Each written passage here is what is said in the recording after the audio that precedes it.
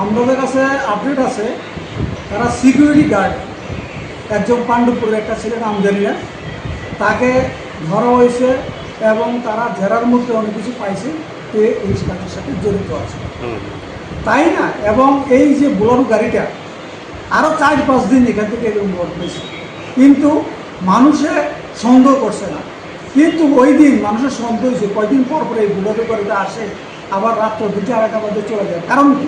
তার জন্য এই গ্রামের ছেলেরা ওই দিন সন্দেহ হতে এটা ডিউটি করে এই জায়গাটা ধরছে এবং রডগুলি পাওয়া গেছে। আমার মনে হয় এই কাজের সাথে আইওসি বড় কোম্পানির তারা জড়িত আছে এই ধরনের চুরি ব্যাপারে। কেননা তারা কেন এই পর্যন্ত পুলিশের কাছে কোনো অ্যাফেয়ার করে না, তারা রড যে চুরি আছে তাই এই ঘটনা।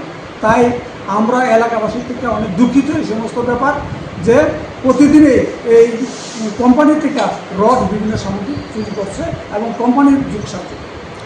যে গাড়িটাকে মানে এলাকাবাসীরা আটক করছিল, গাড়িটা কি পুলিশে নিয়ে গেছে? এখন আজকে সকালবেলা পুলিশে গাড়িটা আমতলী থানায় চলে গেছে।